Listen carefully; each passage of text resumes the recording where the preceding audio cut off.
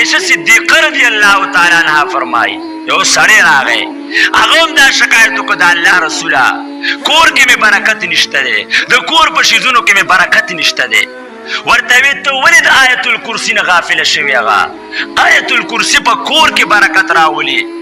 په کوم سالن او خوراک باندې په کوم وړو باندې په کوم خمبه باندې چې آیت الکرسی ته وې او تا پی چوپ کو سر دې په بند کو د خپل سیزنه پورې د الله په حکم بداتا سر ترسیا